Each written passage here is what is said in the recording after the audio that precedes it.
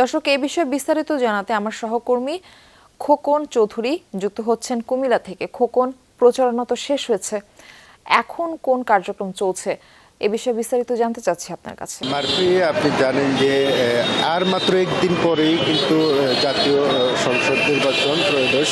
তো সেক্ষেত্রে যে গত মধ্যরাত থেকে কিন্তু প্রচারণার কাজটি আনুষ্ঠানিকভাবে সমাপ্ত হলো।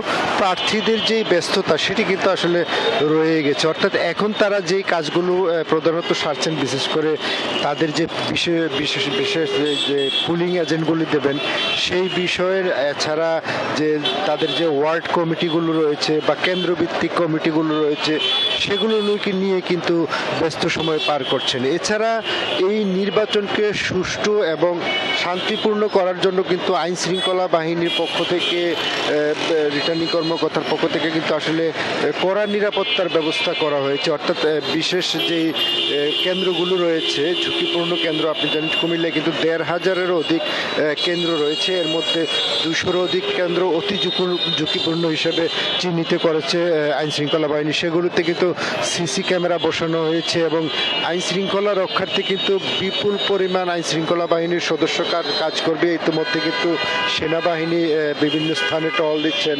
বিজিবি, এছাড়া র্যাবও কিন্তু মাঠে নেমেছেন, পাশাপাশি পুলিশ প্রশাসনও কিন্তু কাজ করছে।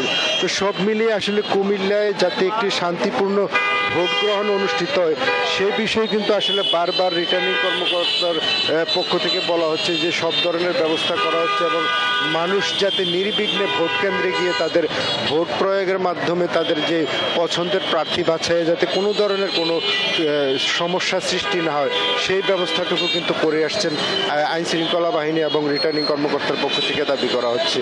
তো এখন পর্যন্ত কিন্তু আসলে আমরা দুই একটি বিচ্ছিন্ন ঘটনার বাইরে বড় ধরনের কোনো অপ্রীতিকর ঘটনা নির্বাচনকে ঘিরে সেটি কিন্তু আমরা পাইনি। মারফি, ধন্যবাদ জানাচ্ছি আপনাকে আমাদের সঙ্গে যুক্ত হবার জন্য।